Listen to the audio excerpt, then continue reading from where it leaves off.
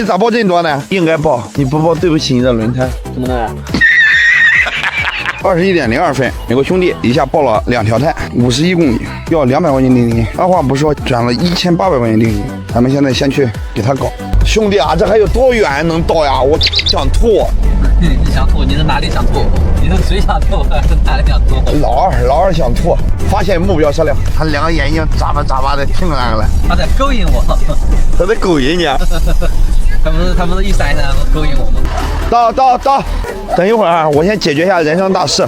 1个月05天对吧？啊，报了5条轮胎了。那你咋报这么多呢？不知道呀，我靠，天天报，给我报麻的了。报麻了啊！你看前面朝阳全部都是新的，那边也是新的，把前面2个换成马吉斯的，然后正好把这个你应该报啊，你不报对不起你的轮胎。怎么了？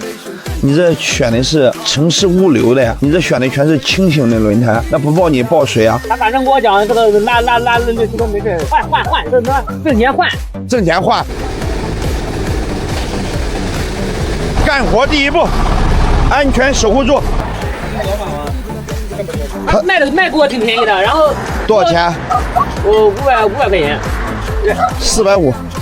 然后3包的嘛也快，再就是猛去炸，这靠你 hold 不住，炸怕了，给你整不会了是不是？他整不会了。你看前面那2个是新的。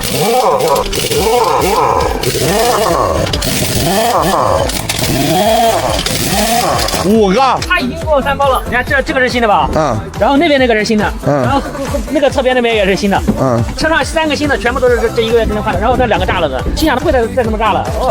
你给他倒胎，我来吧。哈哈，我说干活咋不自在呢？原来少了臭烘烘。啊，臭烘烘的还是那个味儿，这属于野外作业，也没有这么多讲究了，不管它前，不管它后。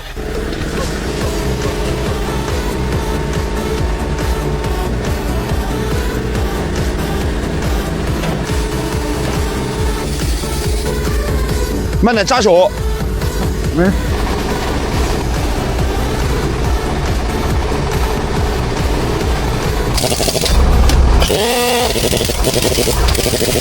但15零的轮胎要拉到车库总共11吨，应该是没事。问题不大，这就是说轮胎太差了，它这个轮胎。这个讲法我是不认可的。首先来讲什么呢？哈，一样的轮胎，同样来说，不一样的人装在不一样的车上，也会出现不一样的效果。525这款轮胎，厂家定义的是什么？哈，是城市物流，为了多扣俩钱儿，把这个轮胎装在重载车上面，它就不合适，所以讲会出现你这种情况。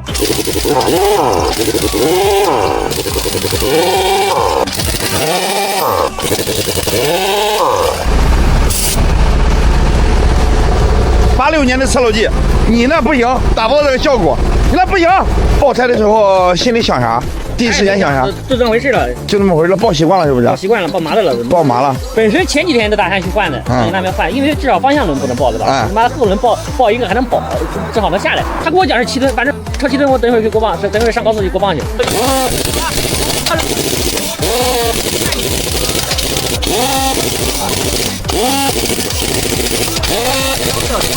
鉴于你今天这种情况，此时此刻，我想吟诗一首：轮胎爆了，不用愁，卖胎翁为你解忧愁。对，打几下就好了，上路以后不用愁。好，好吃。当时我跟你讲，我上学的时候我就学这2句，一起今天晚上全部用了。我跟你讲，我没给我体育老师丢人吧？不，我语文老师，数学老师无缘无故躺枪是不是？2个轮胎1700啊，加250。我也没算了，我也不知道，2150吧，1850。你这样计算一下吧。你自己算。加250，1950。好，行，好。再转你150。啊，好。我一看。